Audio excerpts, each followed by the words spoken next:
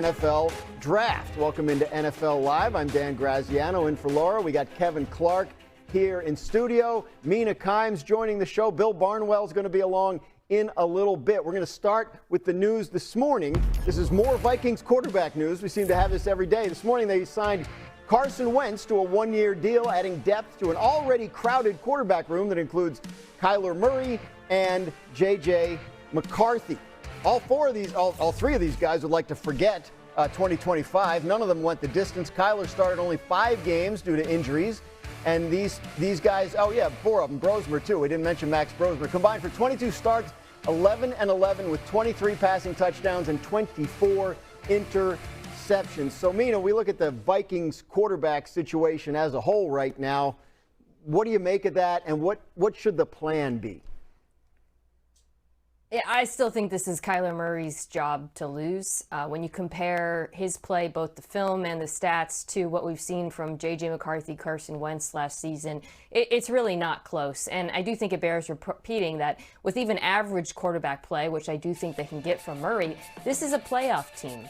We talk a lot about the defense being a top 10 or even better unit, but something that I think bears also mentioning is that the run game was above average last year, despite the fact that they faced the 25th highest number of light boxes in football.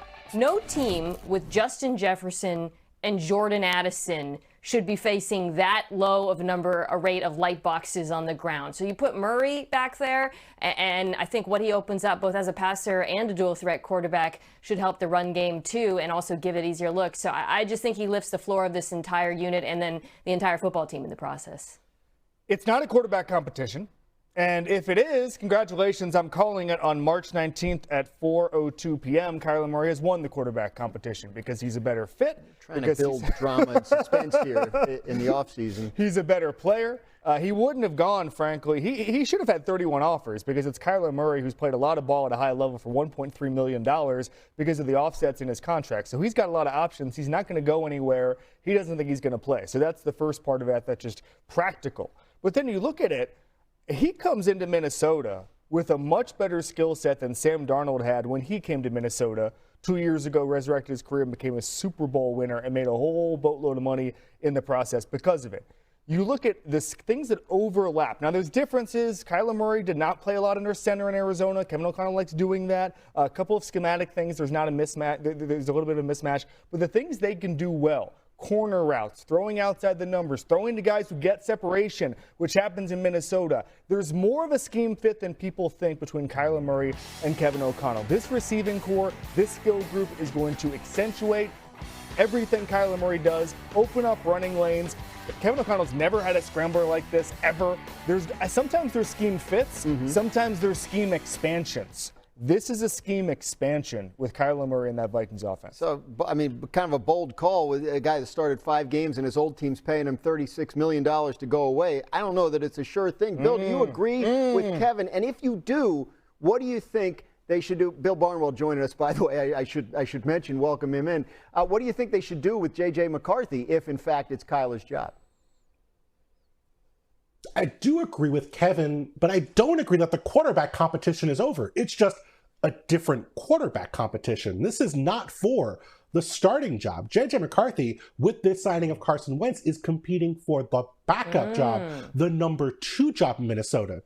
And that is the point where we start thinking about a sunk cost, because there have been quarterbacks, young quarterbacks, who have gone from the 1 to the 2 and then back to the 1. Bryce Young famously comes to mind recently. But I can't think of a young quarterback who fell all the way from the starting job to the number 3 job in the organization and then made it back with that same team. J.J. McCarthy owed about $4 million over the next 2 years. This is a sunk cost situation in Minnesota. I know they drafted him high. They traded draft capital to get him.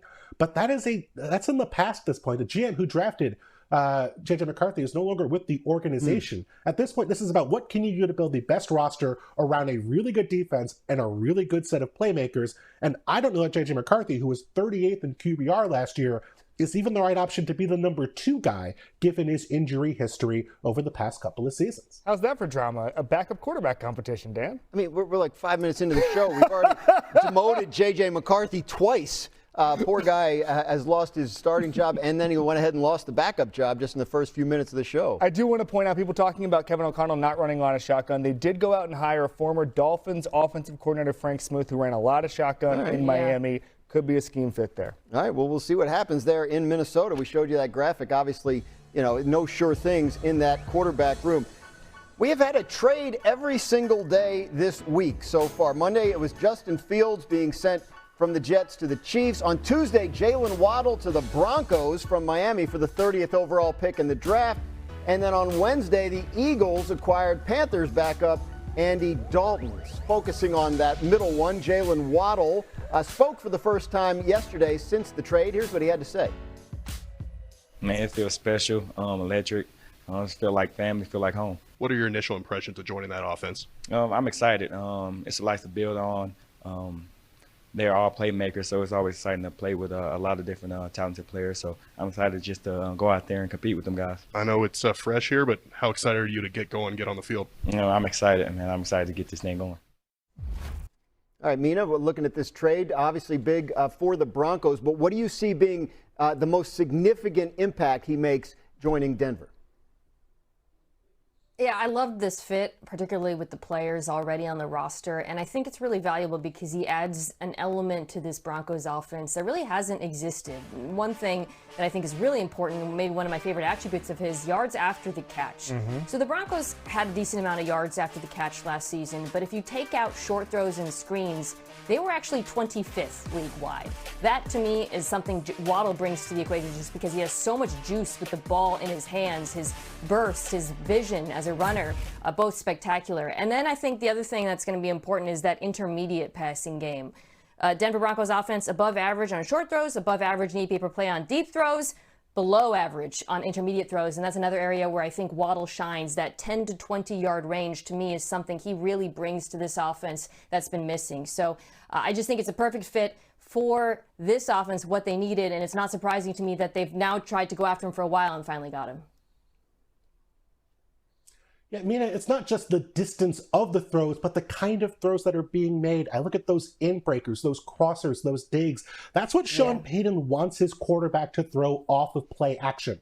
And that's been missing for Bo Nix. I know Courtland Sutton is a big body. He does make some of those catches, but he's a little more inconsistent than you might expect for someone with that size. Bo Nix has been below average as a play-action passer per QBR each of his first 2 seasons in the NFL. That should not be the case. He can throw that pass really well, and that offense creates a ton of space for their receivers. But I do want to see Bo Nix and that offense with Jalen Waddle take those shots. I want to see him get downfield. Bo Nix has been a below-average passer throwing downfield at times as well. So I just think there's an opportunity to fill in kind of the gaps in that offense, and you're kind of pushing everyone down, like a rotation where you add that ace, so that number 2. Now the 2 is a 3, the 3 is a 4. The offense is just a lot more convenient with Jalen Waddle being in the mix there. Doesn't always have the most consistent set of receivers in football. Dan, how many people are we going to demote today? I know, it's rough. I mean, Courtland Sutton's just sitting there like, what did I do? This is a good demotion. Everybody's getting demoted. Now, I want to talk, the points that Mina and Bill made were absolutely correct. What Jalen Waddle brings this offense from a route perspective, from unlocking the deep ball. I mean, at worst, he's the 3rd best vertical route runner in the entire league. So we know what that brings there to that offense in Bo Nix this year. But I want to talk about what it means for the Broncos as a franchise. I think Sean Payton looked around the AFC, and he looked at the teams that we think are juggernauts: Baltimore, Buffalo, Kansas City, the teams we associate with the AFC Championship game every single year. I don't know if they're getting back. I think they either, whether it's new coaches, whether it's roster holes, whether it's injuries, I think Sean Payton's looking around and saying our window is right now. I think that in this league right now, this is a microwave league, and it is really easy to build a AFC Championship level contender over a 2-year period. And these windows close faster than anybody thought. Look at Detroit. Nobody's picking them to win the Super Bowl this year. They didn't get there. So I think this is a Denver team that's looking at their window right now saying, we're not going to wait. We're not going to do a 3-year build. We're going to go all in right now and win the AFC. Yeah, I think Kevin's absolutely right. And I think if there's one trend to take away from this offseason, it's this.